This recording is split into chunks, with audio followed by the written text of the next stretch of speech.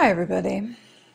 So today's video we're going to speak a little bit about the spirit of the times and the spirit of the depths and how those two interpenetrate and make each other true. Before I start that, I want to let you know that her mystery school has just opened for enrollment for the next cycle. We just finished our 4th year. We'll start our 5th year September. And we've just opened for enrollment. So if you've been feeling drawn, if you've been, kind of tracking her mystery school, we'd love to have you. If you register early, if you register by July 20th, I'm offering an exclusive webinar called The Veil, the Magdalene, and the Moon. It's going to go into the hidden sacred, the veiled, redemptive sexuality, the Magdalene, and some of the blood mysteries around menarche through menopause, the moon, right? And that's my, that's a gratitude gift for those of you who already know you want to come and who let us know that so that we can prepare for you early. It really helps us a lot. So if you have any questions, you can always reach us at support@hermysteryschool.com. Basically, I could tell you a million things, but if you've been feeling what moves through me, the lineage that I serve, through these videos, through anything that I've offered, and you feel called to deepen into that, her mystery school is the place to do it. It's extraordinary. Welcome. From that, and as we're preparing, we spend every summer on sabbatical, looking at what is the next incarnation of the school, where is it growing, what's needed now, right? And obviously one of my reflections as I'm starting my sabbatical is, what is the role of her mystery school? What is she holding in the midst of all the complexity of what's happening? And a friend of mine was talking to me the other day about the spirit of the depths and the spirit of the times. And I see it this way: the spirit of the times, the spirit of the depths. And there in that middle place, right there, where the spirit of the depths and spirit of the times meet, is the holy moment, and is where real power is, and is also where the possibility of redeeming these patterns, these literally millennial old patterns of human corruption and human brutality and usury, all the things that are so coming to the surface right now, partly because we know better, we feel better, we know inside of ourselves, even though I'm not sure it's ever really been expressed in human culture, that there is a way for us to be with one another. There is something more noble in the human soul than what culture is showing us, than what culture is built upon, right? That's the good news about the extremely unstable and volatile times that we're in, right? They have a reason. And the reason is not just to deconstruct everything and everyone and for all of us to just do what's happening, which is hurt each other and just fight and react and be in this aggravated, cyclic state, right? The potential, the possibility is that we are able to access the spirit of the depths to meet the spirit of these times and to recognize that something is emerging. No, really, something is emerging. This is not just a reactionary time, right? This is a time of birthing. This is a time where something is emerging. And if we can find a way to carve out, to stay anchored in our depths as human beings, as soul beings, then we're going to be able to meet these times with something that hasn't yet been seen, right? Something that we are pulling from the unseen, from the known and the felt, the deeper integrity of human possibility, right? So I'm calling you forward, and what her mystery school holds is that, the spirit of the depths. Specifically in a deep feminine tradition, there are many ways to access and to hold and to honor the spirit of the depths, right? This is a particular tradition, a particular lineage in her mystery school. But when we find that place where the two meet, the spirit of the times and the spirit of the depths, then what happens is we can actually meet what's happening. We're not hiding, we're not ignoring, we're not transcending, we're not diminishing the incredible import of the moment, of the people, the world, the culture, the whatever we're living inside of, right? The spirit of the times is given its holy place by the spirit of the depths. And the spirit of the depths then brings something to the spirit of the times that has the potential to bring the times to something that they've never seen before, right? So when we're at this moment in time where we're facing patterns that are not just hundreds of years old, these are millennial old patterns, and there's a deeper corruption and a deeper rottenness somewhere in the human psyche, in human culture that has been with us for thousands of years, right? The usury of other human beings, the brutality and the degradation of life rather than reverence for it, right? We can bring something from the depths to these times and to the incredible potential of these times that could actually take us somewhere we've never been before.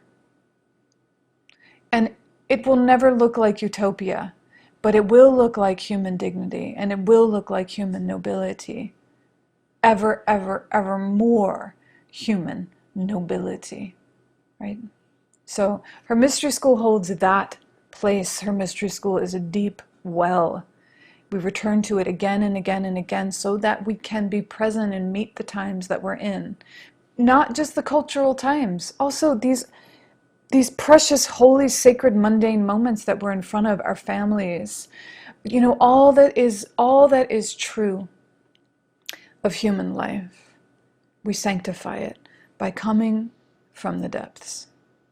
So I thought of three different, I was like, well, what are three really simple ways to bring the spirit of the depths to the spirit of the time? So I offer that to you. And what I'm going to guess is that even just considering that, oh, the spirit of the times and the spirit of the depths, what does that mean to me? You know, even for you to hear, like when I just heard that, oh, the spirit of the times and the spirit of the depths, something came into right relationship inside of me.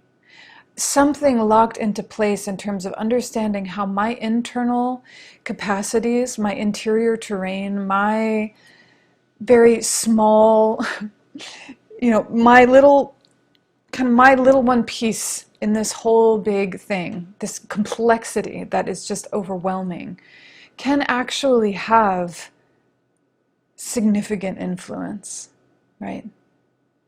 And there's an empowerment in there that is not a personality-driven empowerment, because, you know, none of that is going to help in these times, really. Right now, we need the empowerment of a power that is so much greater than we are. So much greater than our flaws and our limitations and our reactions and our traumas, right? Anyway, so maybe just hearing that, maybe just holding that in you and asking, Spirit of the times, Spirit of the depths, how are they meeting in me?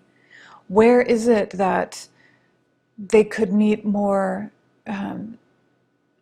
meet in more congruence, right? And really make each other true. When I say they make each other true, it's like we don't want to feel like somewhere over here is the depths of us and somewhere over here are the times. Like they make each other true, very much so.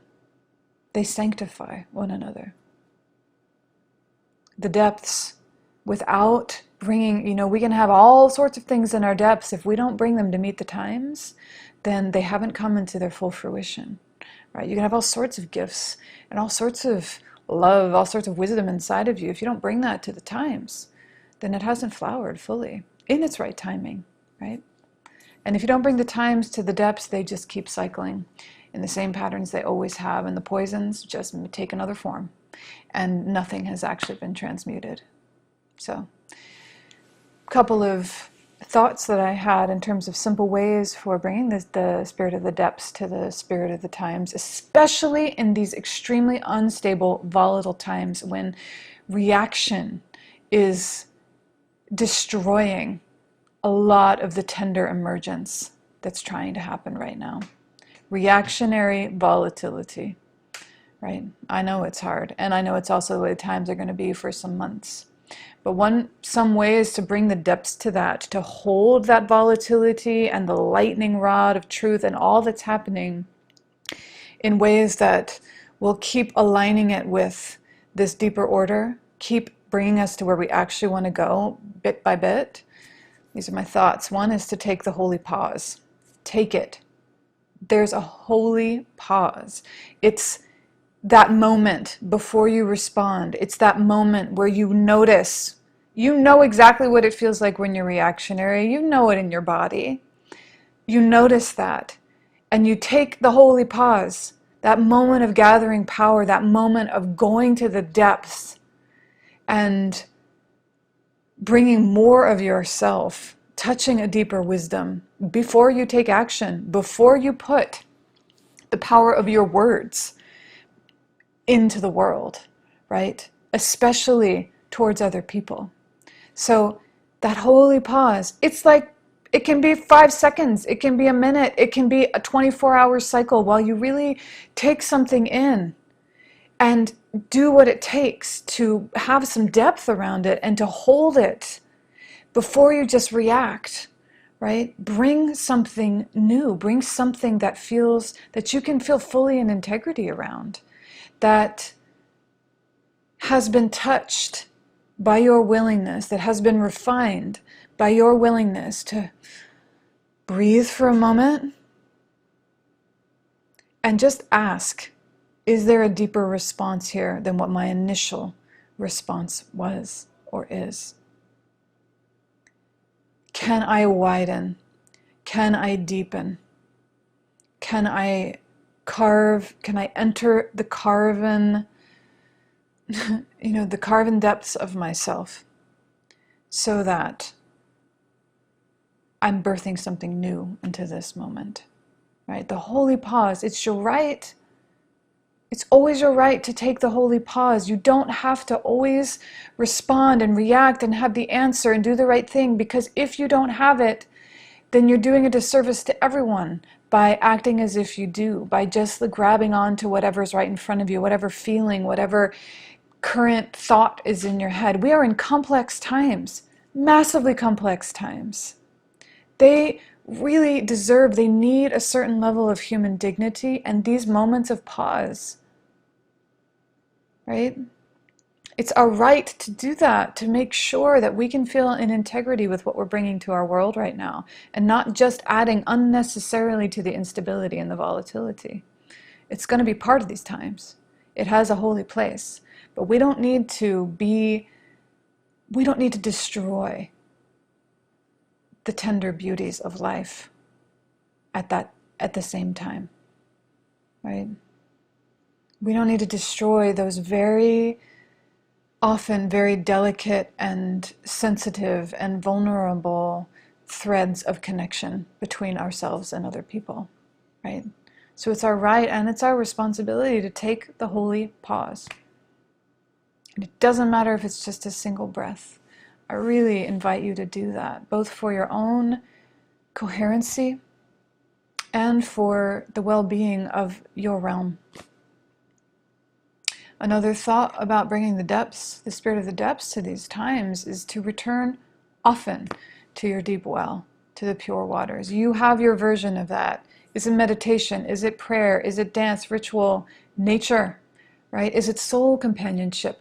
Where is it that you touch something incorruptible by the times? Something incorruptible to your own experience, something that you trust, that you touch, that has that quality. You could call it God, you can call it your soul, you can call it whatever that is, but I know you have touched it. And when, this is just going to keep going. We need to be in mastery as much as we're capable of. Whoever of us has that to give to this, we are being called to a higher responsibility and a higher level of discipline and commitment that we have not been called to before, or that we've been called to and we've ignored because it hasn't been severe enough in our world or in our own beings yet. Well, it should be getting uncomfortable enough at this point that it should be becoming obvious that it's not an option, right? Tending to your soul, drinking from some source of pure water for you, some deep well that feels incorruptible to you. I don't know if it's your church. I don't know if you pray. I don't know what it is. But please, for all of us, return there often and know that that's going to be the way for a long time, is many of us returning again and again and again to the deep well, to the incorruptible source, in order to keep moving forward, transmuting, in order to keep us headed in the direction that we know we're meant to go, right? And that I really don't think we've seen as a humanity yet.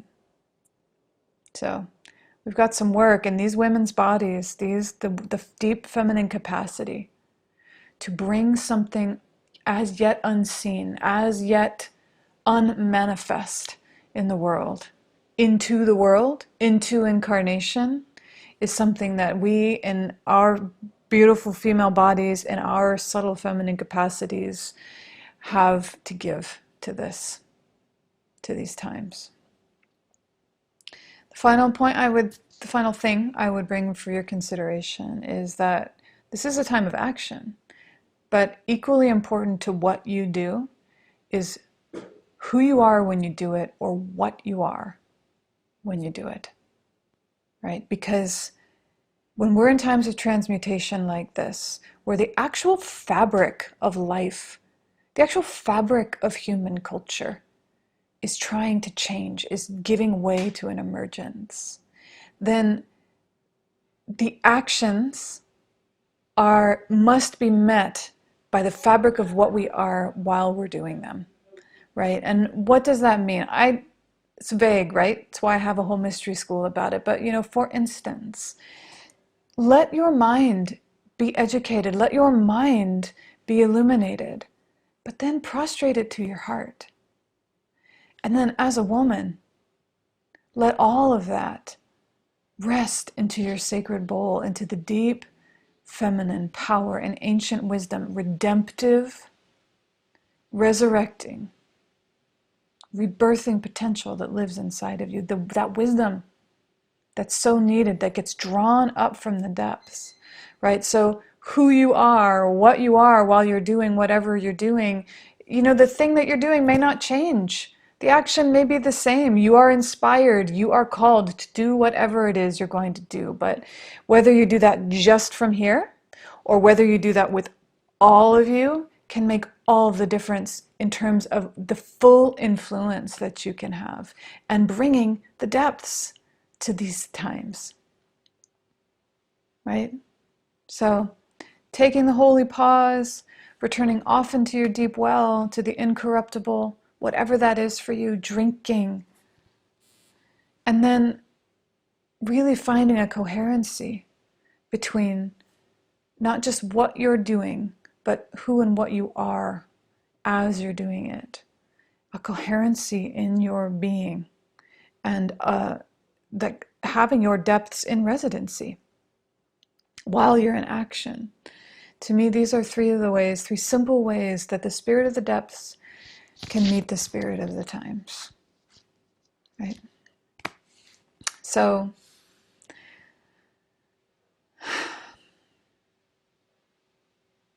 spirit of the depths, spirit of the times. There are many ancestors, ancestresses who've gone before through similar passages as what we're in right now, and their wisdom is available, right? The depth traditions have something really important and really distilled over many, many, many millennia and many experiences of humanity walking itself through transformations like this. Painful, difficult, scary and uncertain transitions like this, right? The spirit of the depths, that it has us. It's holding these times, right? She is holding these times. And that doesn't necessarily make them easy, but it does mean that we have the possibility of being resourced as we rise up into these times. So I meet you there, where the spirit of the depths meets the spirit of the times. I know we're all doing our best, and I'm grateful for you out there. I send you my love. I welcome you to her mystery school if you're called. Find us, learn more. Just if there's an emergence in you that draws you to this, to the school, to these 9 months, to whatever it is you sense moving through me and behind my words and in this lineage, then please come. It's time. Blessed be.